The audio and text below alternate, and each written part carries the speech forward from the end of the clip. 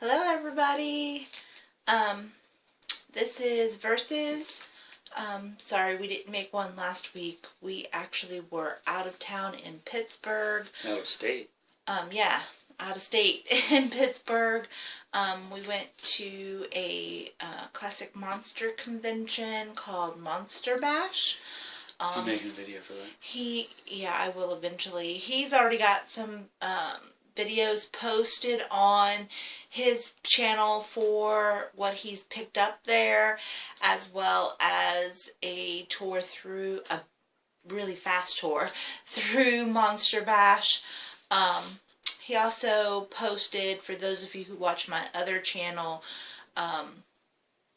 Graveyard Shift, he's also posted a graveyard that we visited while we were in Pittsburgh, that we tried to get to my Graveyard Shift channel, but were ultimately fell yours, so therefore we posted it on his page. So if you'd like to see that stuff, go and see that stuff on his page. But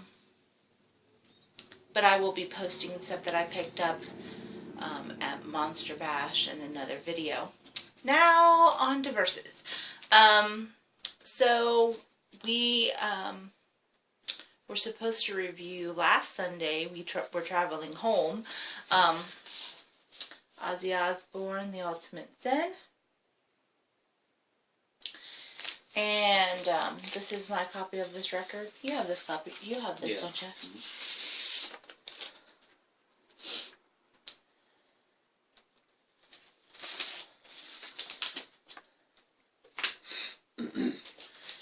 And I have a really, really, really clean copy of this record. The only thing wrong with my copy is the sleeve is a little ripped right here at the bottom. Other than that, it's like practically a brand new record. The vinyl is in like superb condition. The outer sleeve is in superb condition. I got it. Just never know which way these sleeves go in. Some go in one way and the others go in the other way. Alright, so for this record, it was Ozzy Osbourne's record that he released in '86, I do believe. Is that correct? In '86, and my memory of this is seeing the video for Ultimate Sin on Headbangers Ball and thinking, man, that chick is badass. That is the one thing I remember about this particular record. I love the cover art on this. Let's see if I can get this a little bit closer without a glare. There we go. I love the cover art on this. I wasn't trying to take you out of the picture, babe. I would say overall it's a classic 80s record. The music sounds like 80s metal. I'm a 80s metal fanatic, so it's like up there on my register of 80s metal. So overall, I would say this is a fantastic record. If you like Ozzy Osbourne, please go pick this up. It's not like any of his other stuff. It's not like his Black Sabbath stuff. It's 80s metal. And I do believe Jakey Lee is the one who played guitar on this, yeah. And I love Jakey Lee. So it was... I've liked really a lot of Ozzy's guitar players, haven't you? Yeah, I've liked all of them, pretty much. Yeah. So, he's got, whoever picks, if it's Ozzy, he's got great taste in guitarist. So, I would say, yeah, this is a fantastic, fantastic record. I would have to say, probably Killer of Giants and Ultimate Sin are my favorite songs off the record. Take it away. Where am I taking it to? Siam. Take it to the bridge. Taking it to Siam. I like the record. I used to have it on cassette, I think it was. And, of course, MTV, I think he had 3 videos from from that album. And Shot in the Dark, they played like on heavy super rotation, but really all the videos that he had from that album. Listening to it back the other day and then today, and I've said this about other 80s albums, it's amazing how much keyboards is on it. Mm-hmm. I mean, I know that was a thing, but at the time, you just didn't really notice the keyboards as much. It just seemed like that's just what it was. Right. And now it's like bands don't, at least rock bands, don't really do that. Right. I mean, there's not really the same type of rock bands anymore, but it's not really keyboard oriented if it's considered rock, or especially if it's metal, it's not. Well, I think a lot of the 80s, well, I mean, even in the 70s, they had a lot of keyboards in their music. But yeah, a lot of the 80s band, regardless if it was pop or metal, it had keyboards. That's kind of what the 80s are known for, wouldn't you say? Yeah, definitely. Every band did that one time or another. If not through the whole 80s, at least one album. But this was Ozzy's.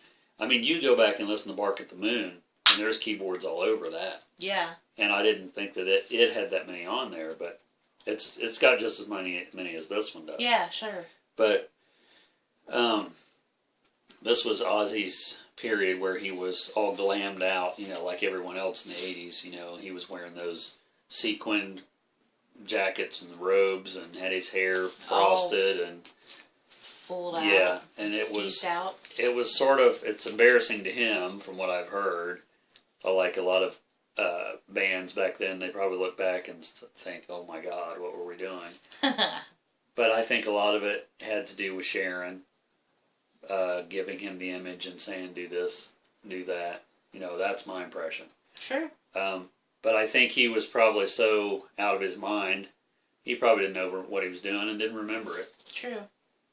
But as far as... I think he just did whatever Sharon told him to do. I think he still does. I think he does too. To a point. Yeah. But my favorite tracks off of the album is probably Lightning Strikes and Shot in the Dark. To me, I mean, it's a good album, and I looked for a long time before I found it on vinyl, because it was one that I just sort of had to have. But for me, the rest of the songs, other than the 3 that were singles, to me are just like filler. Yeah, that's what I was thinking. They're kind of just like filler. Like filler music. And I remember the VHS, it was on VHS, but I think they showed it on MTV once too. It was called The Ultimate Ozzy home video. It had, it was a concert, and then it had the videos interjected into the concert, like little scenes in between, and they had the video for, I think the video for Ultimate Sin, and I think all 3 videos were included in that, and then the concert footage was everything else. And the show started with Bark at the Moon, and it had, like, the drum riser was coming down from the scaffolding, and when he first comes down and grabs the mic, and I've said this to you in text messages a lot, let the madness begin. And that's what he says in the beginning of that's where I got that from. Mm-hmm. And, but the concert footage is really good. You know, Jake Lee's a really good guitarist. He had a good band.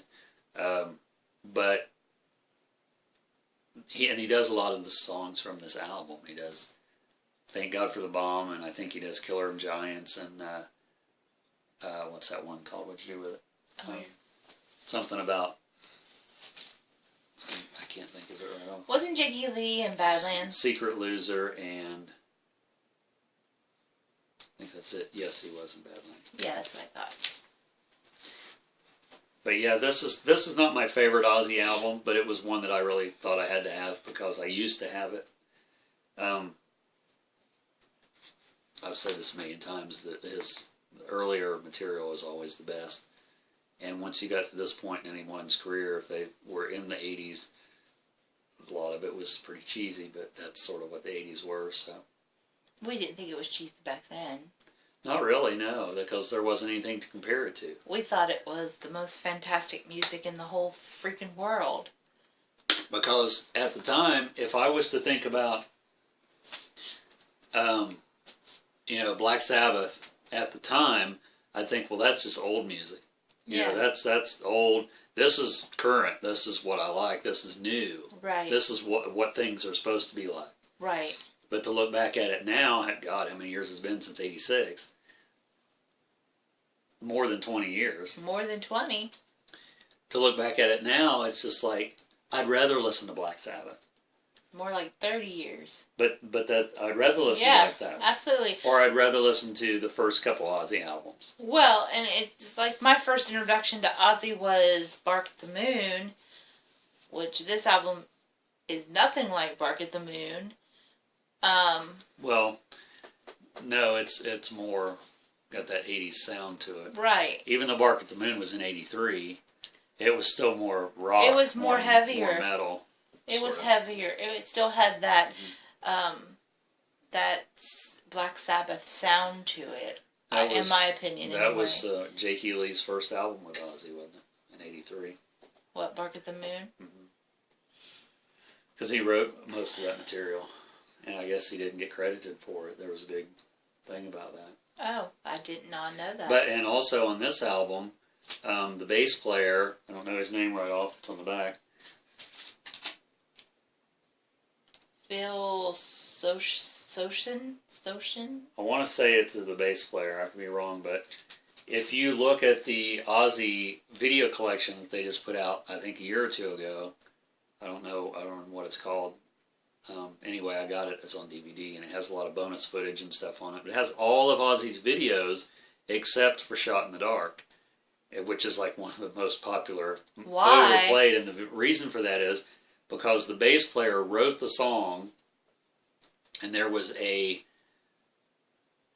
some kind of disagreement Sharon had with the credit of who wrote the song, and they couldn't come to a settlement before the DVD was supposed to come out, so they thought, well, we just want to include it. Wow. No, I did not know that either. He's a wealth of information. On Ozzy's YouTube channel, there's a live version of the song. They're performing it live, but the music video is nowhere to be seen online. I mean, as far as an official release of it. So I thought that was crap. Because, that's the one that people know from the albums. A lot of people don't know the other songs. True. So, whatever. So, out of 10 spins, what would you give it? Well, nowadays, I give it 5. If it was 86? 86, I played it all the time. But, I didn't have as many things to listen to back then. And I didn't have as many other things to do. And there was no internet. There was no cell phone. So I didn't have as many things to take up my time. So if I had 20 cassettes, they were on just rotation, in between watching Headbangers Ball. And did you have a double cassette player? I had a dual cassette player. I had a couple of them, probably. I used to dub those tapes back and forth. And yeah, I had a record player that had double cassette in it, and I would do several things. I would try to play the record and record it on cassette tape so I could listen to it in my Walkman, but it never ever worked because if I pushed record on the cassette player while the record was playing, it wouldn't record. Well, I had one tape player that was a dual cassette, and I could play one song and be playing, and I'd push play on the other side, and it would blend them together. I only had that one. All the other ones, you push one, the other one would stop, I think. But this one would blend them, so I would just be a DJ and just pretend I was a DJ, and I would do that. I did that all the time. When I had that one, I did that. That's hilarious. But I right now, I'm probably on the same page as him. I would probably give it a 6 spins out of 10. Right now, back in 1986, I loved Headbangers Ball, and every time this video would come on, I would turn the freaking thing up as loud as it would go and wake either my parents up or the parents of whomever's house I was spending the night at. So Back then, I would have given it like a 12. This is the baddest song. But today, I'd say a 6. No, it is the baddest song. That's No, not nice. that's not true either. That's not nice. No, I still like the singles, like I said, but beyond that, I mean, if you have the best of Ozzy, whatever compilation it happens to be, I'm sure at least Shot in the Dark is probably on there, at least before this little hubbub. Or the Ultimate Sin. That might be on there. So, I mean, that's really, if you have those singles, you really have enough. But if you're an Ozzy completist and you got to have it all, then you definitely need the album. And then I'm trying to think what album came out after this one. I want to say it was, I'm probably wrong, I want to say it was No More Tears, but it seems like there was another one before that. You got me, Guru. But see, I lost interest pretty soon after this album. I don't know if I bought any other Ozzy. I think this was like my stopping point for Ozzy. I mean, I've got some since then, later ones, but when No More Tears came out, that was in the 90s at least, I didn't buy it, and I still don't own that one, just because it's like, I have the singles, on compilations, but it was just eh. I don't remember what the one was. I'd have to look at the discography. I would if I didn't have something on my phone that I want to show. Well, so what are we doing next time? Well, the next time we're going to do Judas Priest, Nostradamus. So, that's what we're doing next time. Okay. I'd have to say this is going to be interesting because I don't think I've ever heard this album. No, you probably haven't. I like Judas Priest, though. So, thanks for watching and subscribing. And check out any of my other videos that I have previously posted, as well as future ones that I will be posting within the next couple of days. If you have any recommendations of things you would like to see us review, please leave them in the comments. Cindy Urban, I do want to say I saw a post from you. I can't remember how long ago it was, probably 5 or 6 videos ago, and I've been trying to find your comment where you recommended us to review a band, and I can't find it. So if you could please re-comment what band that was, because I'd really like to review whatever album or band it was that you recommended, and I apologize for that. Anything else? Is that what you want to say to her? Mm-hmm. Good. We love you. I can't think of anything else. Please leave your comments below. Thanks for watching and subscribing. And we'll see you next time on Versus.